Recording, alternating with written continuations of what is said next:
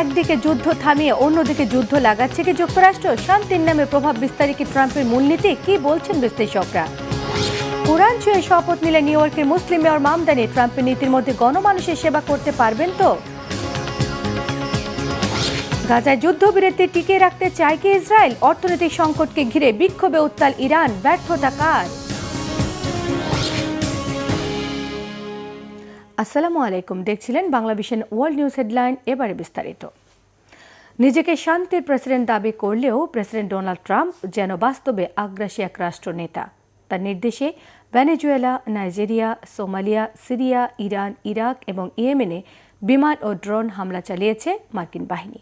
বিশ্বের বিভিন্ন স্থানে প্রায় 622টি আক্রমণের পেছনে পরোক্ষ এবং প্রত্যক্ষভাবে ছিল ট্রাম্পের হাত। বিশেষজ্ঞরা বলছেন, মূল উদ্দেশ্য মানুষের নিরাপত্তা নয়, বরং বিশ্বজুড়ে আমেরিকার প্রভাব বিস্তার। হাফিজুল ইসলামের ডেস্ক রিপোর্টে থাকছে বিস্তারিত। 2025 সালে বড় গলায় নিজেকে শান্তির প্রেসিডেন্ট দাবি করেছিলেন ডোনাল্ড ট্রাম্প, কিন্তু বাস্তবে বিশ্বের বিভিন্ন দেশে তিনি চালিয়েছেন বিধ্বংসী সব হামলা। মুখে মুখে শান্তি প্রতিষ্ঠা করে একদিকে চেয়েছেন নোবেল পুরস্কার, অন্যদিকে পৃথিবীর বেশ কিছু স্বাধীন রাষ্ট্রে প্রায় 622টি আক্রমণের পেছনে ছিল মার্কিন প্রেসিডেন্টের হাত। যথাযথ তথ্য প্রমাণ না থাকলেও বেশিরভাগ হামলার পক্ষেই ট্রাম্প দিয়েছেন নিজস্ব যুক্তি। মানুষের জীবন বিপন্ন করা আগ্রাসী পদক্ষেপের মাধ্যমে খোদ ব্যক্তিগত ক্ষমতাই যেন জাহির করতে চেয়েছেন ট্রাম্প। ভেনেজুয়েলা থেকে নাইজেরিয়া, সোমালিয়া থেকে ইয়েমেন, বিমান ও ড্রোন হামলা হয়ে দাঁড়িয়েছে মার্কিন পররাষ্ট্রনীতির অবিচ্ছেদ্য অংশ। কিন্তু এমন ভয় দেখিয়ে কি হাসিল করতে চাইছেন প্রেসিডেন্ট ট্রাম্প? 2025 সালে মোট 7টি দেশে সরাসরি বা সহযোগিতামূলক বিমান হামলা চালিয়েছে যুক্তরাষ্ট্র। ভেনেজুয়েলা ছাড়াও আফ্রিকার নাইজেরিয়ায় ইসলামিক স্টেটের সঙ্গে যুক্ত সন্দেহভাজন বাহিনীর উপর ক্রিসমাস ডেতে হামলা করা হয়। এটি ছিল নাইজেরিয়ায় প্রথম মার্কিন হামলা। অনেক সমালোচকের মতে দেশটির মুসলিম ও খ্রিস্টান জনসংখ্যার মধ্যে চলমান দ্বন্দ্বকে কাজে লাগিয়ে ফায়দা নেয়ার চেষ্টা করছে মার্কিন প্রশাসন। একই সঙ্গে সোমালিয়াতেও বৃদ্ধি পেয়েছে মার্কিন বিমান হামলা। সন্ত্রাসবাদের অভিযোগ এনে বেশ কিছু সশস্ত্র গ্রুপের বিরুদ্ধেও চালানো হয়েছে প্রায় 111টি আক্রমণ। সিরিয়াতে হামলা চালিয়ে 70টির বেশি সন্ত্রাসী গোষ্ঠীর অবস্থান ধ্বংসের দাবি করেছেন প্রেসিডেন্ট ট্রাম্প। অন্য একটি স্বাধীন দেশের উপর আমেরিকার এমন আগ্রাসী অভিযানের ঘটনা শঙ্কিত করে তুলেছে আক্রান্ত দেশের জনগণকে। 2025 সালে ইরান ও ইরাকের উপর চালু ছিল ট্রাম্পের যুদ্ধকৌশল। ইসরায়েলের সঙ্গে হাত মিলিয়ে ইরানের 3টি প্রধান পারমাণবিক স্থাপনায় হামলা চালায় আমেরিকা। ভিন দেশে এসব হামলা প্রমাণ করে আন্তর্জাতিক অঙ্গনে শান্তি স্থাপনে ট্রাম্পের দাবি কেবলই কৌশল নাটক। ইয়েমেনে বিদ্রোহীদের বিরুদ্ধে মার্কিন অভিযান চালানোর কারণ সন্ত্রাসবাদ দমন নয়, এর পেছনে মূল উদ্দেশ্য ছিল ইসরায়েলকে সাহায্য করা, এমন দাবি অনেক বিশ্লেষকের। ড্রোন ও বিমান হামলায় ইয়েমেনের শহরগুলোতে ধ্বংস হয়ে গেছে অসংখ্য ঘরবাড়ি। 2024 সালের মে মাসে সমঝোতার মাধ্যমে সংঘাত শেষ হলেও এসব মার্কিন হামলা আন্তর্জাতিক মানবাধিকার সংস্থা ও বিশ্লেষকদের দৃষ্টিতে ছিল ঘৃণ্য অপরাধ। 2025 সালের মার্কিন নীতি স্পষ্ট করে দিচ্ছে, ট্রাম্প শান্তির কথা মুখে বললে বাস্তবে তিনি বিশ্বের বিভিন্ন অঞ্চলে চালাচ্ছেন অযাচিত হস্তক্ষেপ। অনেক বিশেষজ্ঞের দাবি, মানুষের নিরাপত্তা নয়, বিশ্বজুড়ে আমেরিকার প্রভাব ছড়াতেই এমন পদক্ষেপ নিচ্ছেন মার্কিন প্রেসিডেন্ট। বর্তমান সময়ে তুমুল ব্যস্ততার মধ্যে আছে মধ্যপ্রাচ্য সহ বিভিন্ন অঞ্চলে মোতায়েন করা মার্কিন সামরিক বাহিনী। হাইটেক সমরাস্ত্র, নৌ ও আকাশসীমায় সম্পূর্ণ নিয়ন্ত্রণের মাধ্যমে মার্কিন সেনারা প্রতিনিয়ত বাড়াচ্ছে হামলার সক্ষমতা। বিশ্লেষকরা বলছেন, বিশ্বের বিভিন্ন অংশে মার্কিন ঘাঁটিগুলোতে ব্যাপক প্রস্তুতি দেখে মনে হতে পারে বিস্তৃত যুদ্ধের জন্য তৈরি হচ্ছে তারা। প্রেসিডেন্ট ডোনাল্ড ট্রাম্পের শাসনামলে মার্কিন সামরিক বাহিনী ক্রমেই হয়ে উঠছে আগ্রাসী এক যুদ্ধ মেশিন। 2026 সালেও এই ধারাবাহিকতা বজায় থাকলে পৃথিবী দেখবে নতুন নতুন সংঘাত, এমন আশঙ্কা সংশ্লিষ্ট মহলের। হাফিজুল ইসলাম, বাংলাভিশন। সমালোচক, রাজনীতিবিদ আর ব্যবসায়ীদের হুমকির সঙ্গে টক্কর দিয়ে ব্যালট বন্যায় বিজয় ছিনিয়ে আনা জোহরান মামদানি অবশেষে শপথ নিলেন নিউ ইয়র্কের মেয়র হিসেবে। শপথ নেন আল কোরআন ছুঁয়ে। বলা হচ্ছে, এই নবযাত্রা নিউ ইয়র্কের জন্য, নগরবাসীর জন্য এক নতুন যুগের সূচনা। নির্বাচনের আগে থেকেই ট্রাম্প প্রশাসনের চরম অসহযোগিতা আর হুমকির সঙ্গে পেরে উঠবেন কি মামদানি? হয়ে উঠতে পারবেন কি নিম্নবিত্ত আর মধ্যবিত্ত নগরবাসীর আশার কাণ্ডারি? বিস্তারিত মেহরাব হোসেন খানের ডেস্ক রিপোর্টে। Please welcome Mayor Zoran Mamdani. -10 degree তাপমাত্রার কনকনে শীত, তারপরও আবহাওয়ার প্রতিকূলতা উপেক্ষা করে বিপুল উৎসাহ উদ্দীপনায় নবযুগের নবযাত্রায় সামিল হয়েছেন অর্ধলক্ষাধিক মানুষ। লোয়ার ম্যানহাটনের সিটি হলের সামনে বছরের প্রথম দিন উন্মুক্ত প্রাঙ্গণে অভিষেক আয়োজনে মামদানিকে পরিচয় করিয়ে দেন ডেমোক্র্যাট কংগ্রেসম্যান আলেকজান্দ্রিয়া ওকাসিও-কর্টেজ। এ সময় মামদানির সাথে ছিলেন স্ত্রী রামাদুয়াজি। 34 বছর বয়সী স্বঘোষিত ডেমোক্রেটিক সোশ্যালিস্টকে শপথ পড়ান ভারমন্টের স্বতন্ত্র সিনেটর বার্নি স্যান্ডার্স। উপস্থিত ছিলেন সাবেক মেয়র বিল ডি ব্লাজিও, সদ্যবিদায়ী মেয়র এরিক অ্যাডামস সহ ডেমোক্রেটিক পার্টির প্রোগ্রেসিভ নেতারা। When we are seeing too much hatred, এমন এক সময় আমরা মামদানিকে নির্বাচিত করেছি যখন দেখছি অত্যাধিক ঘৃণা, বিভেদ ও অবিচার নিউ ইয়র্কবাসী দেশবাসীকে অনুপ্রাণিত করেছেন। আপনারা আশা দিয়েছেন যে আমরা এমন সরকার গড়তে পারি যা শুধু ধনী ও ক্ষমতাবানদের জন্য কাজ করে, এমন নয়। your new mayor. New York, we have chosen. আমরা ভয়ের পরিবর্তে সাহস বেছে নিয়েছি, কয়েকজনের লুটপাটের পরিবর্তে বেছে নিয়েছি অনেকের সমৃদ্ধি। আমরা এমন এক মেয়র পেয়েছি যিনি শ্রমজীবী মানুষের জীবনকে সমৃদ্ধ করে তুলতে সবসময় প্রতিশ্রুতিবদ্ধ। Entrenched ways would rather have us dig in our feet. কয়েক ঘন্টার ব্যবধানে দ্বিতীয় পর্বের শপথেও পবিত্র কোরআন শরীফ ছুঁয়ে শপথ নেন মামদানি। এর মাধ্যমে নিউ ইয়র্ক সিটির প্রথম মুসলিম, প্রথম দক্ষিণ এশীয় বংশোদ্ভূত এবং শতাব্দীর কনিষ্ঠ মেয়র হিসেবে ইতিহাস গড়লেন জোহরান মামদানি। শপথের আনুষ্ঠানিকতা শেষে নগরবাসীর উদ্দেশ্যে ভাষণ দেন মামদানি। নগরবাসীকে আশ্বস্ত করেন সমস্যার সমাধান আর সংকটের মুহূর্তে পাশে থাকবেন, অন্তত প্রতিশ্রুতি পূরণে চেষ্টার কমতি রাখবেন না। We will transform the culture of City Hall from one of no. City হলের না বলার সংস্কৃতি বন্ধ করব। আমরা সমস্ত নিউ ইয়র্কবাসীর প্রশ্নের উত্তর দেব। কোনো বিলিয়নার বা অভিজাত ব্যক্তি আর মনে করতে পারবে না যে তারা গণতন্ত্রকে কিনতে পারে। লজ্জা আর নিরাপত্তাহীনতার গ্লানি ছাড়াই শাসন করব। যা আমরা বিশ্বাস করি তার জন্য কোনো ক্ষমা চাইব না। Apology for what we believe. New York city মেয়রের অভিষেক অনুষ্ঠানে এই প্রথম ব্লক পার্টি হয়েছে। লোয়ার ম্যানহাটনের ব্রডওয়েতে মারে স্ট্রিট থেকে লিবার্টি স্ট্রিট পর্যন্ত 60টি ব্লকে ছিল প্রায় 50,000 মানুষ। সিটি হল এলাকায় শুধু ছিলেন 4,000 নিবন্ধিত অতিথি। হলের বাইরে ছিল জয়েন্ট স্ক্রিনে সম্প্রচারের ব্যবস্থা।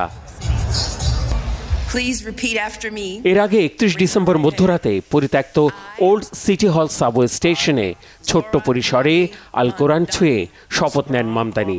শপথ পড়ান নিউ ইয়র্ক অঙ্গরাজ্যের অ্যাটর্নি জেনারেল লেটিশিয়া জেমস। সেখানে ছিলেন মামদানির ভারতীয় বংশোদ্ভূত বাবা, কলম্বিয়া বিশ্ববিদ্যালয়ের অধ্যাপক মাহমুদ মামদানি আর মা চলচ্চিত্রকার মীরা নায়ার। সাশ্রয়ী আবাসন, সিটির মধ্যে বিনামূল্যে পরিবহন সুবিধা, ভর্তুকি দেয়া নিত্যপণ্যের দোকান, ইউনিভার্সাল চাইল্ড কেয়ার এবং ধনীদের ওপর কর বাড়ানোর যে প্রতিশ্রুতির তালিকা দিয়েছেন তার সামনে বাধার দেয়াল হয়ে দাঁড়িয়ে ট্রাম্প প্রশাসনের অসহযোগিতার প্রকাশ্য ঘোষণা। কৌশলী পদক্ষেপে এসব কাটিয়ে প্রতিশ্রুতি বাস্তবায়নের তালিকা লম্বা করতে পারবেন কি যাত্রার শুরুতে রেকর্ড গড়া Mamdani? Mehrab Hussain Khan, Bangla vision, news desk. ফিলিস্তিনের গাজায় যুদ্ধবিরতির প্রথম ধাপ শতভাগ সফল বলে দাবি করেছেন মার্কিন প্রেসিডেন্ট ডোনাল্ড ট্রাম্প।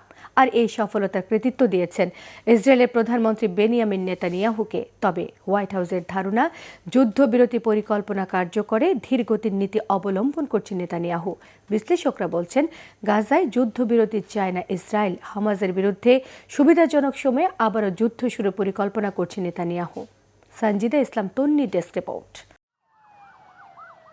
এক সপ্তাহ আগেই গাজায় দ্বিতীয় ধাপের যুদ্ধবিরতি শুরু না হওয়ার জন্য ইসরায়েলের প্রধানমন্ত্রীর ধীরগতির নীতি নিয়ে হতাশা প্রকাশ করেন মার্কিন কর্মকর্তারা। কিন্তু এবার স্বয়ং প্রেসিডেন্টের গলায় ভিন্ন সুর।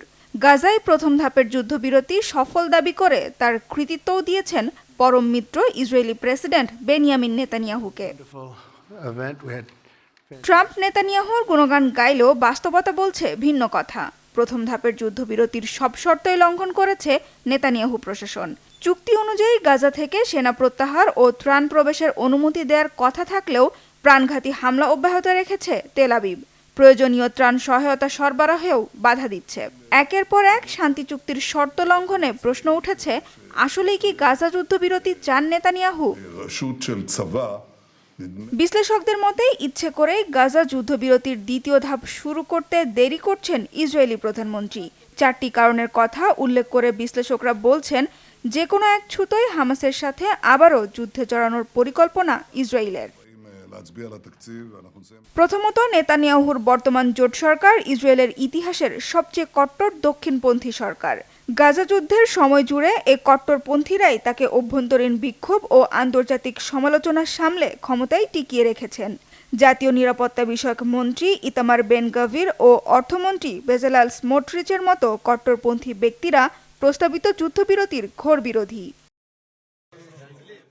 এই কট্টরপন্থী ব্যক্তিরা ইসরায়েলের কারাগারে বন্দী ফিলিস্তিনিদের মুক্তির বিপক্ষে ও গাজা দখলের পক্ষে সোচ্চার। এমনকি দখলদারিত্ব আরও বাড়ানোর পক্ষেই প্রকাশ্যে অবস্থান প্রতিরক্ষা মন্ত্রী ইসরায়েল কাৎজের। যুদ্ধবিরতির দ্বিতীয় ধাপে গাজায় যে আন্তর্জাতিক নিরাপত্তা বাহিনী মোতায়েনের পরিকল্পনা রয়েছে তাতেও আগ্রহী নন নেতানিয়াহু। আন্তর্জাতিক বাহিনী মোতায়েন হলে ইসরায়েলের জন্য গাজায় আবার প্রবেশ করা বা হামলা চালানো কঠিন হয়ে পড়বে। এছাড়া রাজনৈতিকভাবে কোনো আন্তর্জাতিক বা আঞ্চলিক শক্তিকে গাজা পরিচালনার দায়িত্ব দিলে কৌশলগত, কূটনৈতিক ও রাজনৈতিক অনেক সিদ্ধান্ত নেতানিয়াহুর নিয়ন্ত্রণের বাইরে চলে যাবে। ডোনাল্ড ট্রাম্পের প্রস্তাবিত যুদ্ধবিরতি চুক্তিতে সরাসরি দ্বিরাষ্ট্রীয় সমাধানের কথা না থাকলেও ইসরায়েল ও ফিলিস্তিনিদের মধ্যে শান্তিপূর্ণ সহাবস্থান নিয়ে আলোচনার কথা রয়েছে। তবে নেতানিয়াহু 2015 সাল থেকেই আলাদা ফিলিস্তিন রাষ্ট্রের ধারণার বিরোধিতা করে আসছেন। গেল সেপ্টেম্বরে জাতিসংঘের 80তম অধিবেশনেও ফিলিস্তিনি রাষ্ট্র প্রতিষ্ঠা মেনে নেবেন না বলে জানান তিনি। এসব কারণ ছাড়াও নিজের ক্ষমতা টিকিয়ে রাখতে যুদ্ধ কৌশলকে কাজে লাগাতে পারেন নেতানিয়াহু। এছাড়া তার বিরুদ্ধে দুর্নীতি মামলা চলছে।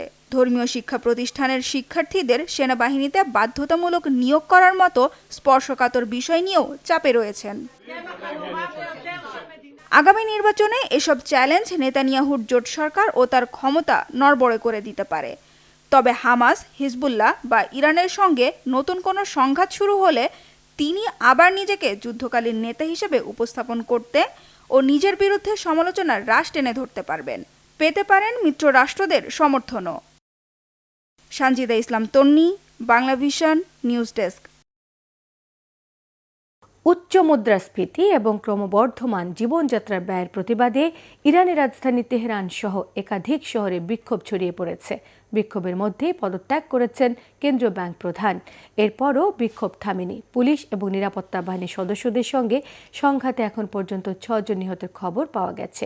বিস্তারিত মীর ফজলে রাব্বির ডেস্ক রিপোর্টে। একের পর এক নিষেধাজ্ঞা ও সংঘাতের চাপে নুয়ে পড়ছে ইরানের অর্থনীতি। জীবনযাত্রার মান কমে যাওয়ার পাশাপাশি দেখা দিয়েছে মূল্যস্ফীতি। দেশটির মুদ্রা রিয়ালের দর ইতিহাসের সর্বনিম্ন পর্যায়ে নেমে এসেছে। এমন অবস্থায় রাজধানী তেহরান সহ একাধিক শহরে ছড়িয়ে পড়েছে বিক্ষোভ। কোথাও কোথাও পুলিশের সঙ্গে বিক্ষোভকারীদের সংঘর্ষের ঘটনাও ঘটছে। 1 জানুয়ারি এক প্রতিবেদনে এসব তথ্য জানিয়েছে সংবাদ মাধ্যম আল জাজিরা।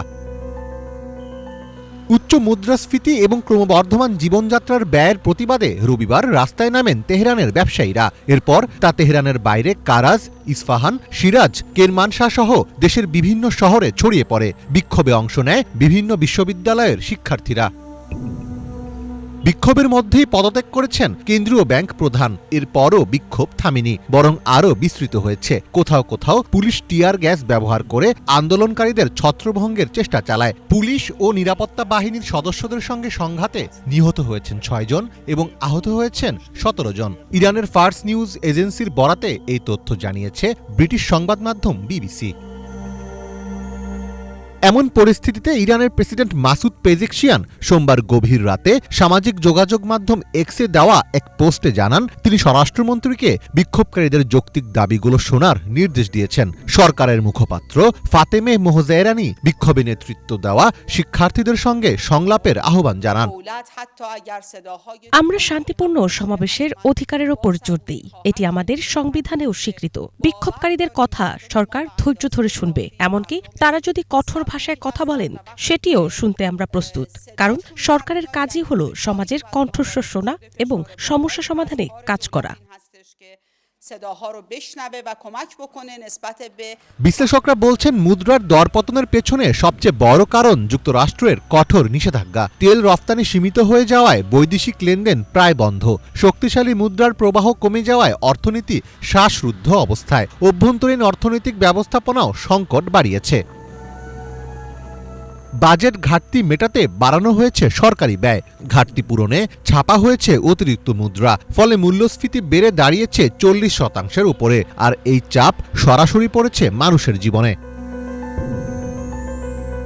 রাজনৈতিক অনিশ্চয়তা পরিস্থিতি আরও জটিল করছে, পরমাণু আলোচনা অচল, ইসরায়েলের সঙ্গে সাম্প্রতিক যুদ্ধ বাজারে আতঙ্ক ছড়িয়েছে, নতুন সংঘাতের আশঙ্কায় বিনিয়োগও থমকে গেছে, মানুষ রিয়াল ছেড়ে ডলার ও সোনার দিকে ঝুঁকছে।